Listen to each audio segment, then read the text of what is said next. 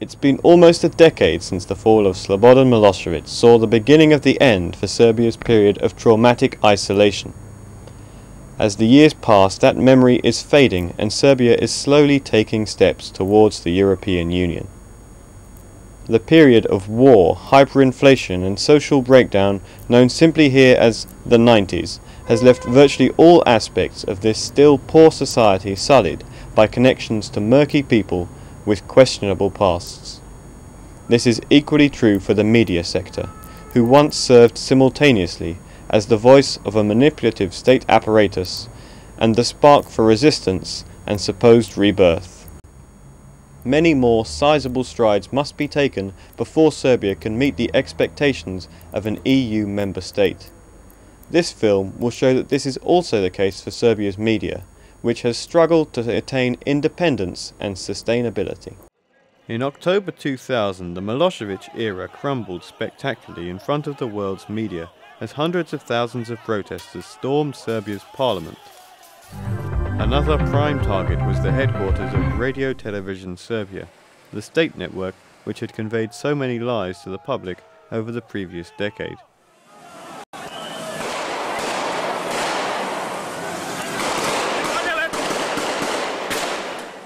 The hope was that a new and free media would rise from the ashes of 2000. This man was one of the leading figures in establishing the post-Milosevic media. He is Veran Matic, CEO and co-founder of the broadcaster B92. Smo praktično na jedan subverzivan način uspjeli da dobijemo dozvolu za 15 dana emitovanja programa povodom Titovog rođendana. Onda smo nastavili samo da emitujemo program i ostali smo u etru do danas 20 godina, od čega smo 8 godina radili bez ikakve dozvole. Da je krenulo se u formiranje fronta protiv Miloševića, B92 je bio kičma tog projekta i tako dalje. Naravno, problem sa tim je da posle toga oni koji su bili ozbiljan deo aparata zločinačkog režima Slobodana Miloševića nije sudski procesuiran u Srbiji i mi danas imamo situaciju u kojoj su ti isti ljudi danas i čak neki u koaliciji koja vodi zemlju sa demokratskim snagama, a neki drugi i dalje zastupaju politiku kako su zastupali za vreme Miloševića, potpuno nekažnjeno i potpuno legitimizirano. Rich McClear works for IREX, an American-funded media development NGO. He's been monitoring the development of the media in Serbia since 1997. It's been huge development. First of all, there was an explosion in the number of stations, far too many stations. Initially, there were a lot of pirate stations, and then when the government licensed, they licensed too many for the market to bear. And so it went from very few stations to a huge number of stations in a very quick time.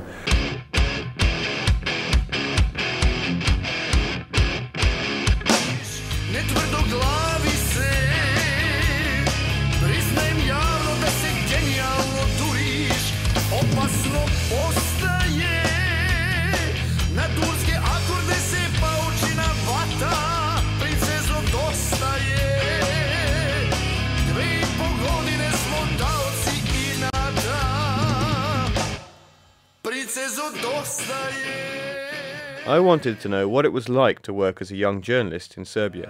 This is me in the Mad Shop in Metropolitan Opera in New York. I've met Renee Fleming, one of the most famous opera singers today, and we've done an interview over there. I went to meet Petar Subotin, who works at a regional publicly funded television station. I've been in this job for about 6 years now, and 3 years on radio television station in Vojvodina. I'm still working over there. I do everything, political stories, economical, cultural, social, whatever happens in a day. On our TV, situation is very hard for young journalists.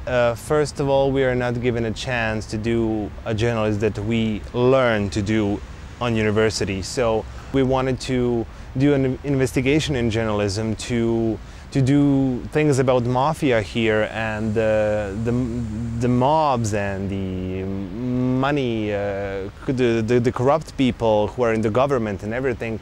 But though we thought it's very dangerous for us to do those kind of things, we wanted to do it because that's what this job makes, you know, great.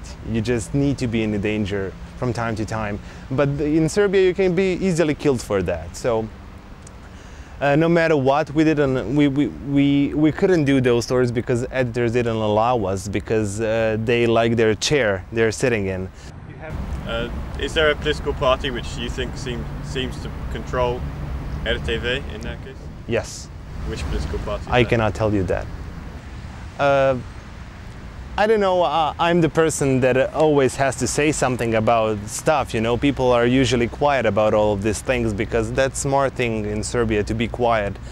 So for me to say right now about these things are probably not so smart, because still I don't have a job here. I work on RTV for a very small amount of money, and if my parents didn't need that money, I would be probably somewhere far away by now. The Serbian government gave out so many broadcasting licenses that the market became oversaturated. The newspaper market suffers from the same problem.